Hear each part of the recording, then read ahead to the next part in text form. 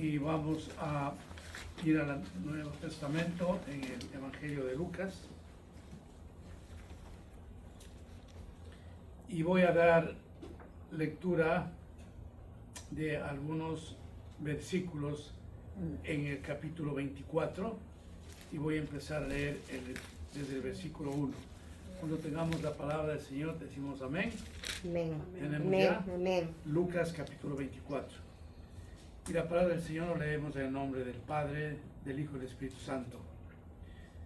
El primer día de la semana, muy de mañana, vinieron al sepulcro trayendo las especies aromáticas que habían preparado y algunas otras mujeres con ellas, y hallaron removida la piedra del sepulcro. Y entrando no hallaron el cuerpo del Señor. Aconteció que, estando ellas perplejas por esto, he aquí se pasaron junto a ellas dos varones con vestiduras resplandecientes. Y como tuvieron temor y bajaron el rostro a la tierra, les dijeron: ¿por qué buscáis entre los muertos al que vive? No está aquí, sino que ha resucitado. Amén. Tomen asiento, hermanos.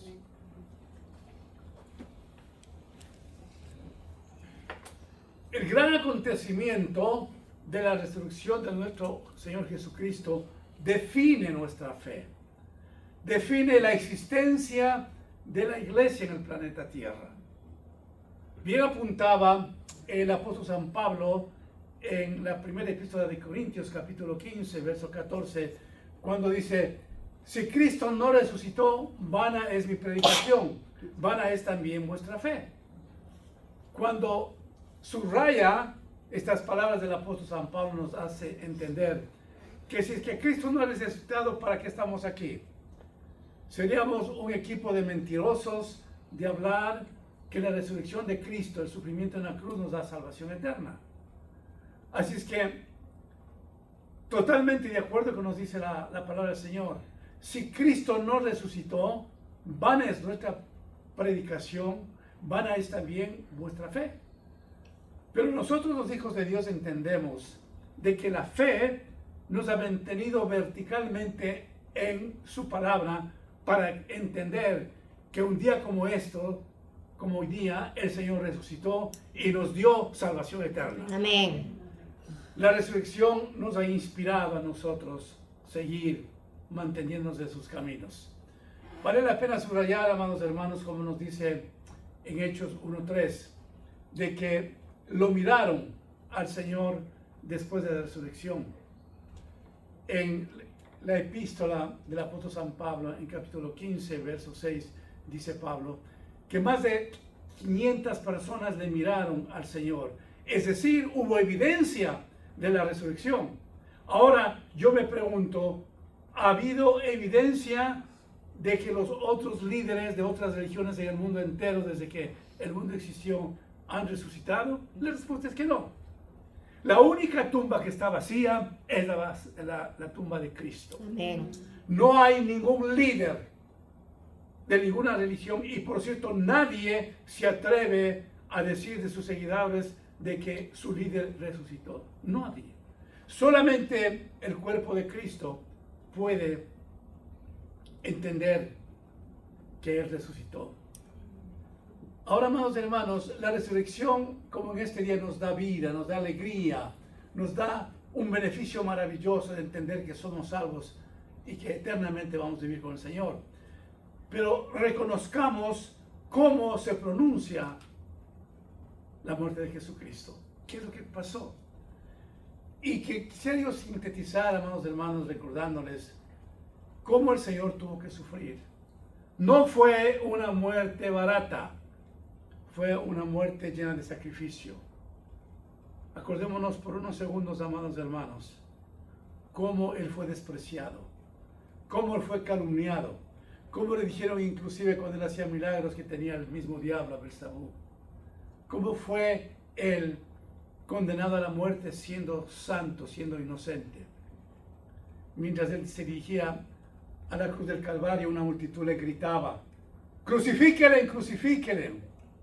Y el Señor tuvo que soportar todos esos gritos, siendo soberano, siendo Dios, siendo Rey.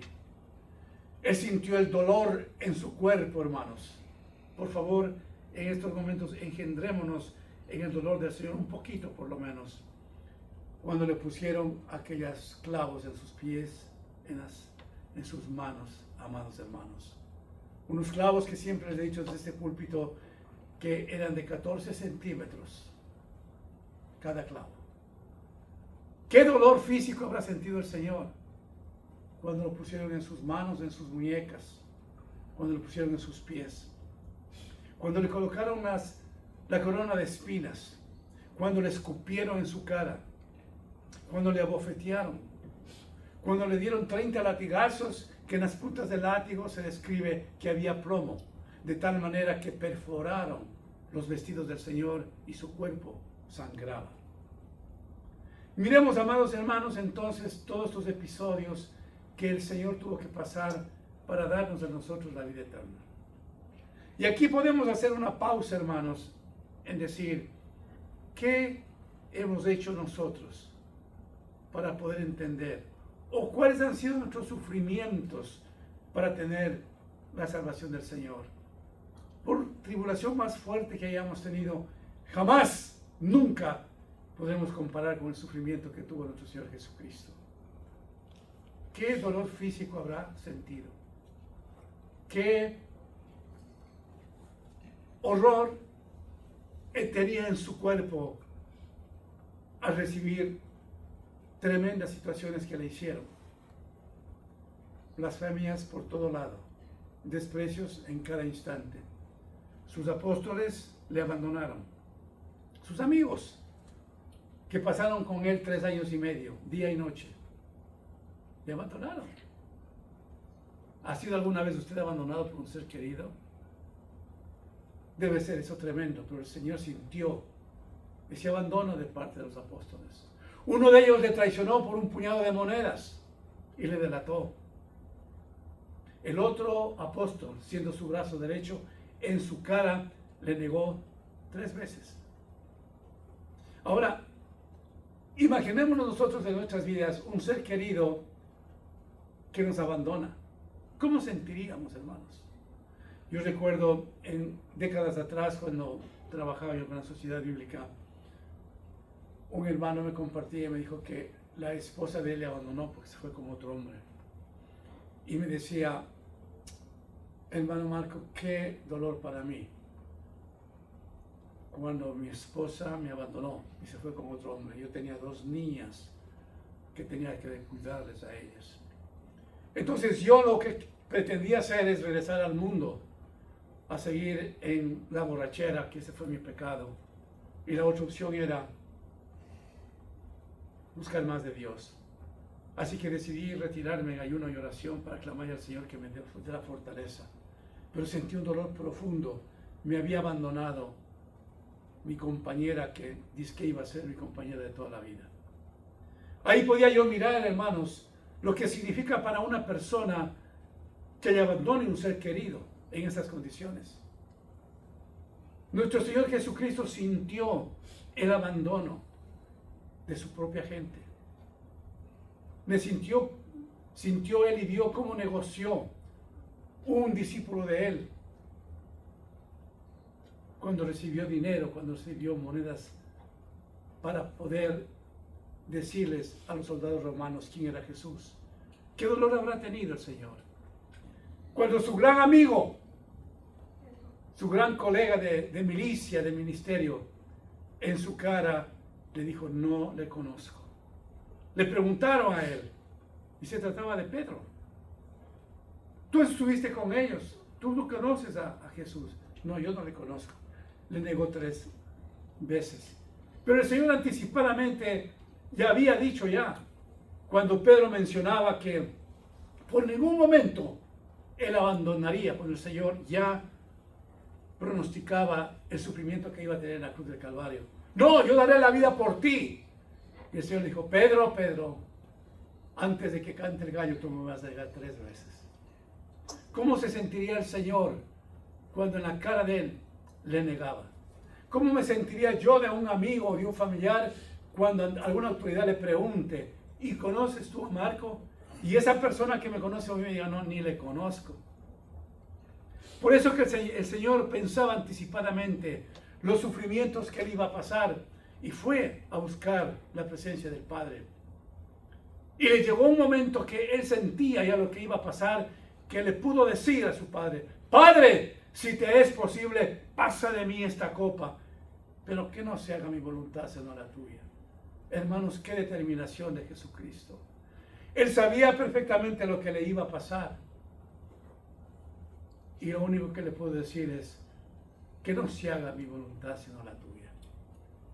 ¿Cuántas veces nosotros estamos preparados, hermanos, cuando enfrentamos situaciones bien difíciles, adversas? De las que usted enfrentó, las que tendrá que enfrentar. Porque ya el Señor nos anunció: en el mundo tendréis aflicciones, mas confiad en mí, yo he vencido al mundo. ¿Qué sufrimiento más tremendo habrá tenido el Señor? Hasta llegar a un punto de decir: Padre, Padre, ¿por qué me has abandonado? Cuando el pecado del mundo entero, cuando mi pecado, Él la recibía y sentía el peso del mundo entero del pecado, dijo: Padre, ¿por qué me has abandonado? Porque el Padre Celestial no podía resistir el pecado del mundo entero. No podía resistir mi pecado que llevaba a Jesucristo en la cruz. Así que aún en su clamor, Él pudo decir: Padre, ¿por qué me has desamparado? Todo eso tuvo que recorrer el Señor.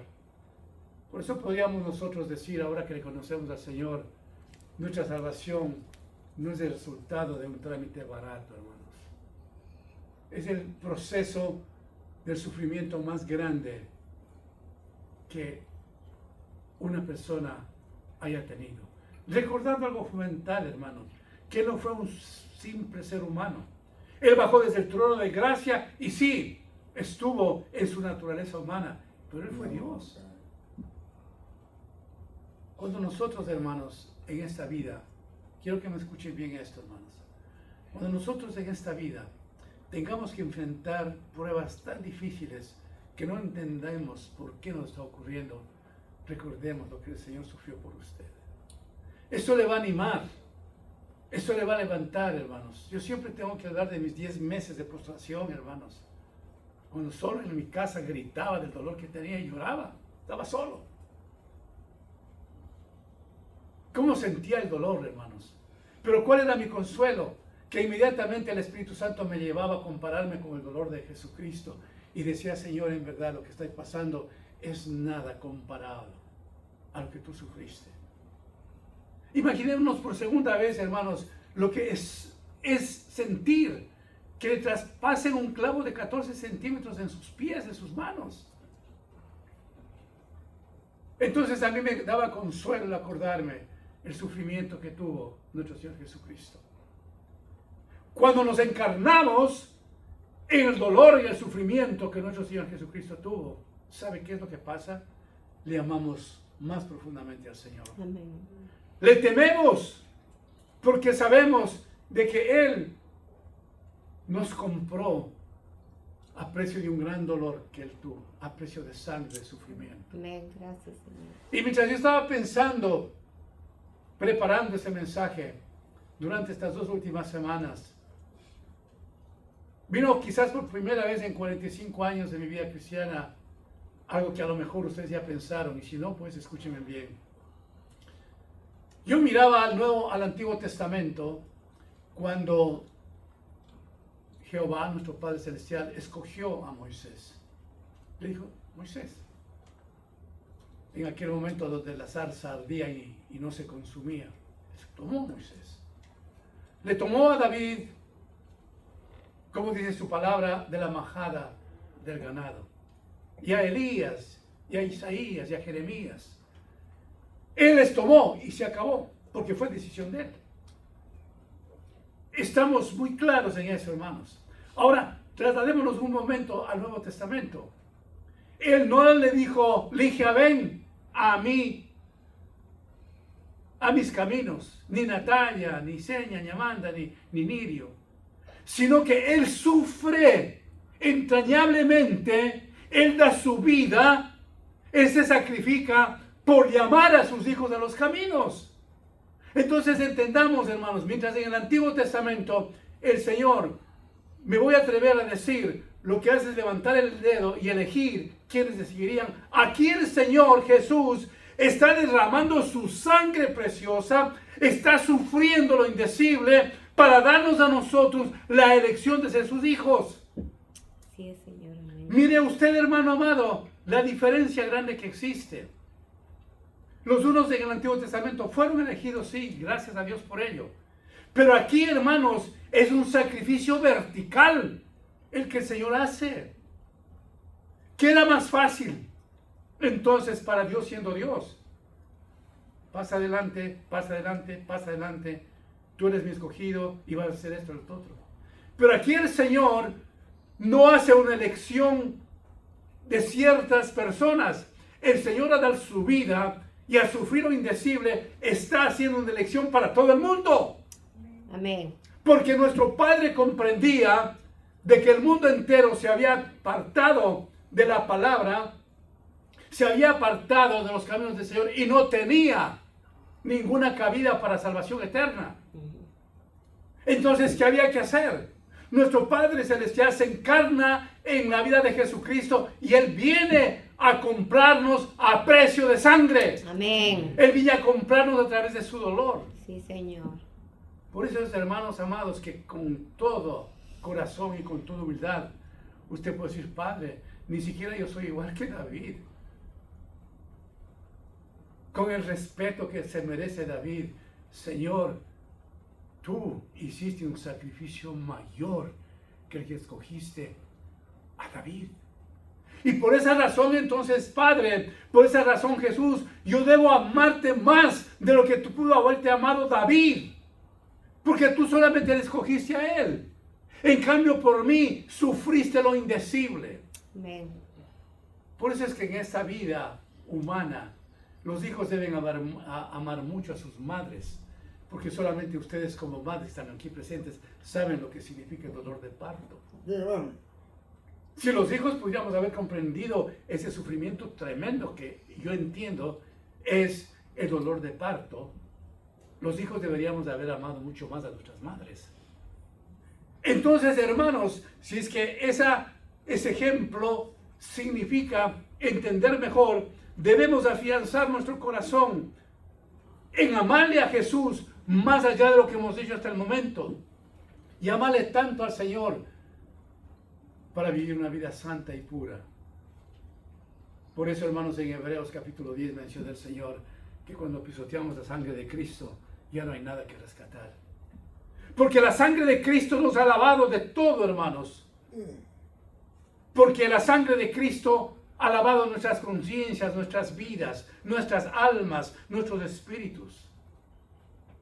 Entonces, si reconocemos el sacrificio que hizo el Señor para llegar a la resurrección, debemos ser capaces de amar al Señor con todo nuestro corazón, con toda nuestra mente, con toda nuestra alma y con todas nuestras fuerzas. Amén. No hay espacio en nuestras vidas como para no poder entender algo tan profundo, pero también algo tan sólido y básico. El amar al Señor. Y no amar al Señor por los panes y los peces, amados hermanos. Y no irnos a una iglesia por los panes y por los peces, sino porque debe estar en nosotros, rebosando en nuestros corazones, un amor genuino al Señor.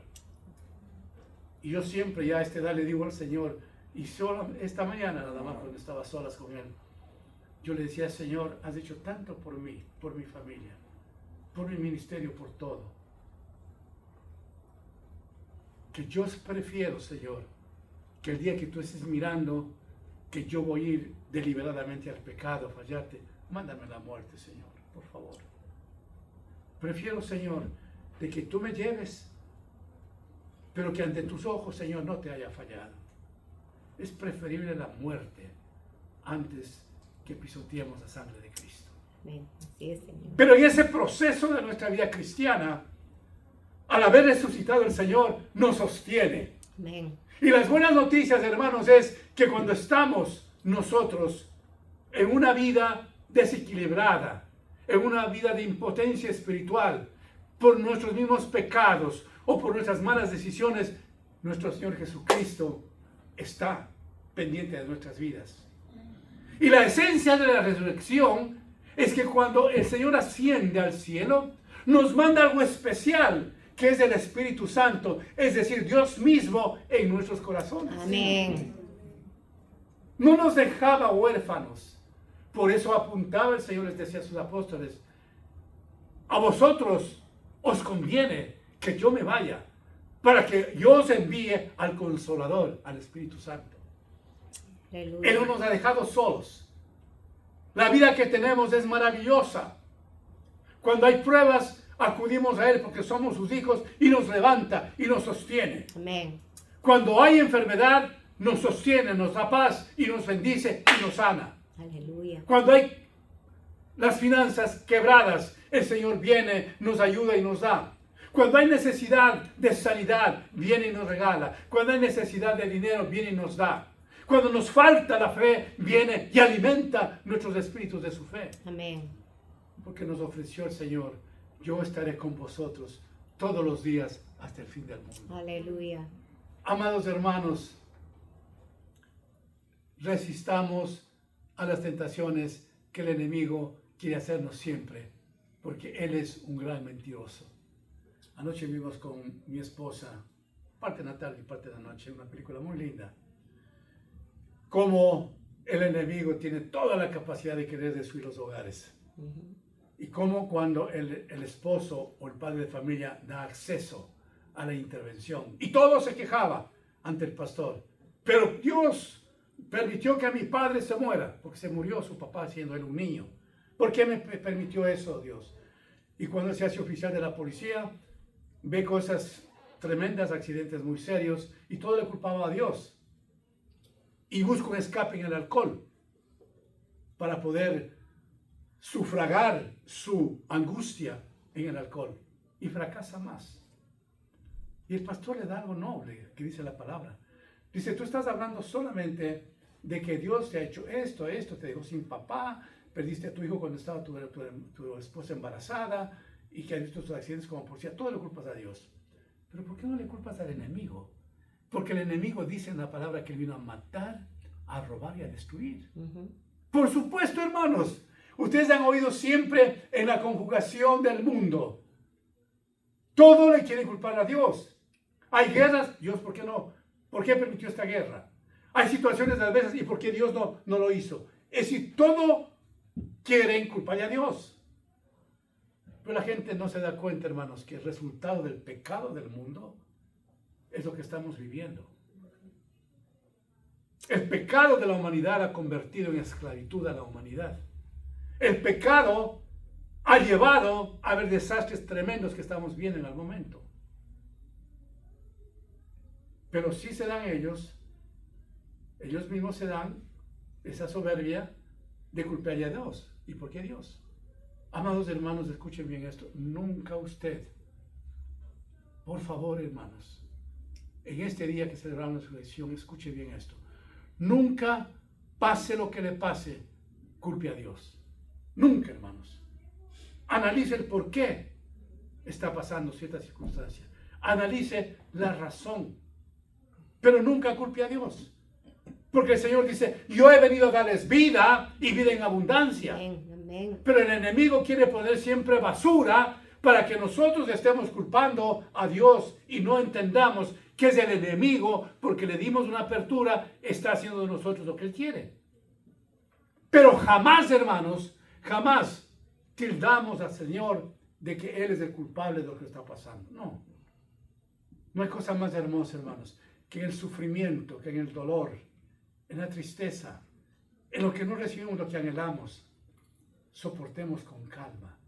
Esas semanas que Dios quiere, esos meses que Dios quiere, esos años que Él quiere, y después nos da la victoria. Amén. Y decimos, gracias, Señor, que nunca renuncié de mi fe. Jamás, Señor. Jamás renuncié. Y en ese proceso, Señor, me has hecho madurar. En ese proceso, Señor, de circunstancias álgidas, he pensado siempre de que tú estás conmigo, que no me has dejado, que no me has desamparado. Aleluya. No hay algo más maravilloso en nuestras vidas. Yo sé que usted lo ha pasado, hermanos, que el momento de aflicción, de llanto, de dolor, de angustia, de necesidad, de enfermedad, de lo que sea. Cuando usted plantea todas sus situaciones ante el Señor y después de X tiempo, el Señor le da la victoria. El Señor sabe por qué tuvo que pasar tantas cosas y por tanto tiempo. El Señor lo sabe. Pero usted se siente aliviado, hermanos. Se siente feliz. Y aún usted puede decir al Señor, Padre, esto es lo que me acabó de pasar por tanto tiempo, que no se vuelva a repetir, Señor, por favor. Los abscesos que a mí me dio en mi cuerpo nunca más volvieron, hermanos. Amén. El cáncer que algún día le pudo curar a usted, Señor, nunca más regresa. Le estoy diciendo porque quiero, no, porque así es la palabra. ¿Recuerdan ustedes los 10 leprosos que fueron sanados por el Señor? Y aunque uno solo regresó a darle gracias, nunca más los 10 regresaron a decirle, Señor, sáname otra vez porque todavía estoy leproso. No, cuando lo hace el Señor, lo hace y lo hace para siempre. Amén. Cuando el Señor ha sanado nuestras almas, lo hace para siempre. Y la vida eterna está en nuestras vidas. Ahora, hermanos, ¿qué nos produce o qué nos regala la resurrección de Cristo? ¿Qué es lo que el pueblo de Dios recibe después de la resurrección? Se fue el Señor y es historia, sí, qué bueno que se fue el Señor y ya. No. En primer lugar, la resurrección nos da el perdón eterno. Amén. Perdón eterno. En segundo lugar, la resurrección a través de nuestro Señor Jesucristo nos da la vida eterna. Amén.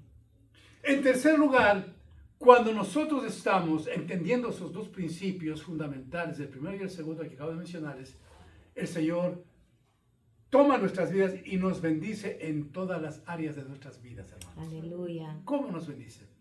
Nos bendice con la salud buena que tenemos, después de haber salido quizás de una enfermedad. Nos bendice en nuestras finanzas. Nos cuida de los problemas que tenemos. Empieza a vigilar a nuestros hijos, a nuestros nietos, a la generación que nos ha dado. Vivimos una vida de paz porque hemos entendido lo que es la resurrección, que no es una simple historia, es algo tangible, es algo real que la hemos vivido. Entonces Dios está en el negocio de nuestras vidas.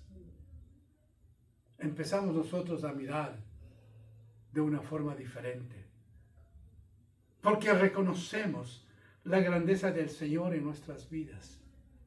Y quienes vinimos a los pies del Señor después de haber tenido un tiempo de pecado, sabemos el cambio formidable, profundo que el Señor ha hecho. Y bien dice la palabra del Señor. Dice que a quien más perdona, es decir, al más pecador, esa persona ama más al Señor. ¿No le pasó eso a María Magdalena? 7 demonios que ella tuvo, expulsó el Señor y María Magdalena lo amó toda su vida. Parecería entonces que mientras más hemos pecado, la gracia del Señor nos acompaña. Pero eso no quiere decir de ninguna manera, si usted nació en un hogar cristiano y ha tenido sus pecaditos y nada más, quiere decir que el Señor no le ama a usted. No, no, no, no. El Señor nos ama en igual nivel, pero el Señor nos hace entender que los que hemos estado fuera de los caminos del Señor pone en nosotros un temor especial y le amamos profundamente y no deseamos regresar a la misma basura de antes, al mismo pecado. No queremos regresar al vómito. No queremos parecernos a los cerdos que van a enlodarse nuevamente. Queremos vivir una vida diferente. Y el Señor nos sostiene. Porque, amados hermanos, si nosotros no entenderíamos en la crucifixión y en la resurrección de Cristo, no viviríamos de la manera que estamos viviendo ahora. Porque la fe que genera en nosotros es dada por el Señor. El amor que usted y yo le tenemos al Señor es dado por Él. Nada hay en nuestras vidas que podamos decir, yo he producido eso. No. El deseo de la palabra. El deseo de vivir una vida santa. El deseo de venir a la iglesia comprendiendo que esa es la prioridad. No es de uno, es del Señor. Y cuando yo miro mi vida retrospectivamente, digo, ay Señor, ¿de dónde me sacaste? ¿Y a dónde voy, Señor? Me siento feliz y contento porque yo sé que la muerte es la puerta al cielo, hermanos. Amén. No hay cosa más maravillosa de que una persona que yo he conocido y que ha perseverado en el Señor se ha muerto. Sí, deja lágrimas a algunos familiares. Sí hay dolor porque somos humanos, obvio. No voy a aplaudir porque mi mamá se murió hoy día. Va a haber lágrimas. Pero paralelamente hay un consuelo al saber que esa mamacita, ese papacito, ese familiar conoció al Señor y va al cielo. Amén. Amén. La muerte es la puerta del cielo. Entonces, hermanos, cuando nosotros hemos recopilado todo esto, podemos decir, celebramos una resurrección de gloria. Porque vamos a caminar de gloria en gloria. No nos quedamos hoy día que celebramos la resurrección. Seguimos manteniéndonos firmes. Seguimos peleando la buena batalla, como habló la pastora esta mañana. Seguimos con nuestra brújula adelante. Y no nos sostiene nada ni nadie. Y vamos manteniéndonos firmes en la cruz del Calvario. Amados hermanos, yo no sé los obstáculos, los problemas que haya tenido últimamente. No lo sé. Pero yo quiero animarle. Este día especial es el día en que todos tenemos que centralizar nuestra mirada al cielo y recordar lo que Él hizo para darnos la salvación eterna. Amén. Para darnos la felicidad que queremos. Para animarnos en todo momento. Para que nunca nosotros podamos bajar la guardia. Para que cerremos nuestro corazón cuando el enemigo quiere persuadirnos. Para que nosotros logremos ser los intercesores por este mundo tan debilitado en el pecado. Para que podamos interceder por nuestras familias que ni les vemos, pero que sabemos que no son todavía personas que conocen al Señor. Usted y yo sabemos de nuestras familias y las sabemos claramente quiénes no están en los caminos de Dios. Pero nos volvemos en personas que intercedemos para que Dios haga la obra perfecta en la vida de cada uno de ellos. La resurrección es, pues, la esperanza del cristiano para una vida mejor. Amén, Amén. hermanos. Amén. Cierre sus ojos, oremos. Padre bendito, te adoramos en esta mañana y te glorificamos, Señor, y te damos gracias por tu amor, por tu misericordia, Señor. ¿Cómo no vamos a amarte, Señor, si hemos entendido lo que tú hiciste, Señor, para darnos la salvación eterna? Padre bendito, acuérdate del mundo entero que no te conoce todavía, Señor. Que tú estés, Dios mío, mirándoles a cada uno de ellos. A nuestras familias que no te conocen, que si hoy vinieras, ellos se quedan, Señor. Ten misericordia de mi familia. Ten misericordia de la familia de todos que estamos aquí, Padre. Que les cuides, Dios mío, y que toques sus corazones como un día lo hiciste conmigo, Señor. Por favor, Padre Santo. Gracias por lo bueno que has sido tú, por la salud que tenemos, por todas las bendiciones materiales, porque has afianzado la fe de nosotros en ti, Señor, por todo lo que inclusive diariamente nos regalas y no entendemos, Señor.